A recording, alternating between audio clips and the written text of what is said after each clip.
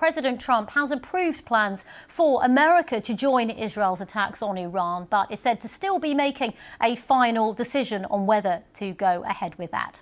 Well, the BBC's US partner CBS News says it's been told by two sources that the US president is waiting to see if Tehran agrees to abandon its nuclear program. Well, I've been speaking to CBS News correspondent Jared Hill to get the latest developments from the US. So there are a couple of things that we are learning from sources here at CBS News about President Trump's potential decision on what to do with Iran. One of the factors from what we've learned from sources is that it is dependent upon whether Iran in some way, shape or form decides to abandon its nuclear program. Yesterday, President Trump said that Iranian officials had been asking to come to the White House to talk about this. Iranians, though, have said that they have not had any type of conversation about that. And so we still don't know what the truth is there. The Iranians are also saying that they don't plan on surrendering. The other factor here that we've learned is that President Trump is potentially waiting for more U.S. military assets to arrive in the region before he makes a decision on whether there will be some type of physical strike on Iran. We have seen some efforts from some Republican and Democratic lawmakers here in the U.S. on Capitol Hill in Washington, weighing whether they should push through a bill or a law that would prevent President Trump from acting on Iran without the approval of Congress. That is in the early stages right now, but all of this showcases just how divisive this issue is here in the States.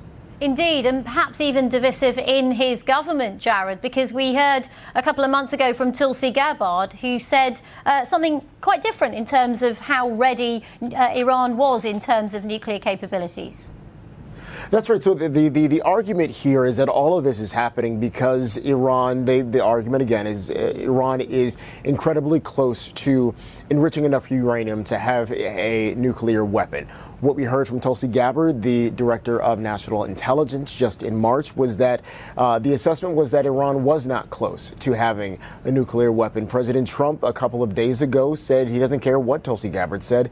He believes, based on his current knowledge or intuition, that they are close to having a nuclear weapon. And so there is that division within the Trump administration itself on the intel.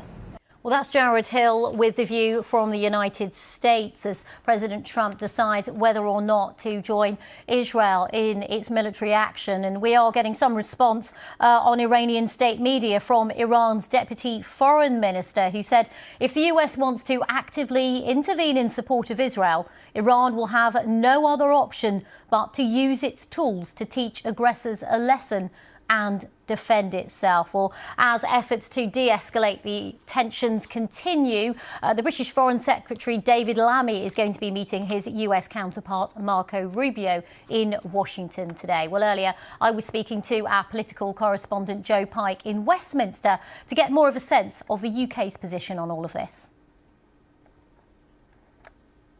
The UK's position is evolving because the key message of escalation we've heard from UK government ministers does not seem to be being heeded in the White House. David Lammy meeting Marco Rubio today and other key contacts in Washington, D.C., we're told. There has been some tension in the relations between the two countries over the UK's decision with some other nations like Australia and Canada to sanction two Israeli ministers in connection to their comments on Gaza.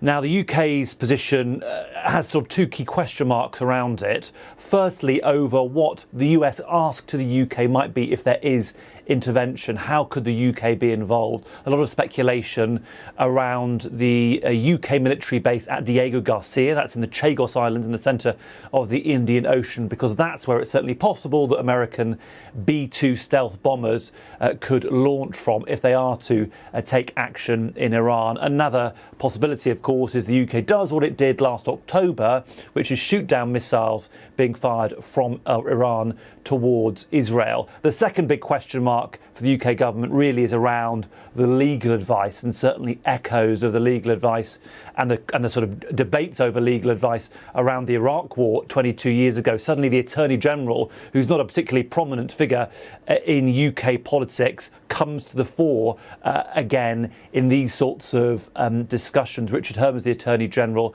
and his legal advice around different sort of roles for the UK government will be fascinating. Number 10 saying to me today he's closely involved, but they do not want to comment on what that legal advice might be. One other key point I think it's definitely worth making, Regina, and that is around how people are feeling in the UK government, in particular in the Foreign Office. Diplomats do seem definitely anxious, not just anxious about avoiding an escalation in the Middle East, but also maintaining what so far seems to have been a pretty positive relationship between President Trump and Prime Minister Starmer.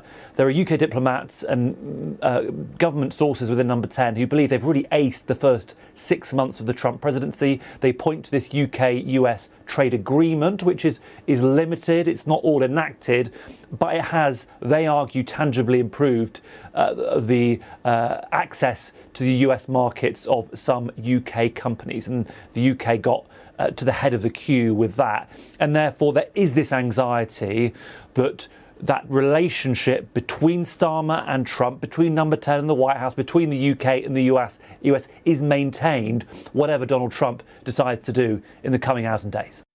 Well, that's Joe Pike in Westminster there. A short while ago, we brought you reports that foreign ministers from the UK, Germany, France and the EU were planning to meet in Geneva on Friday to have talks to de-escalate the situation. They were planning to meet Iran. Well, that's now been confirmed according to Iranian state media. Iran's Foreign Minister Abbas Araghchi confirming that there will be a meeting between him and European counterparts in Geneva. So, of course, efforts to de-escalate the situation continuing. And that is, of course, significant because it's European leaders meeting with Iran.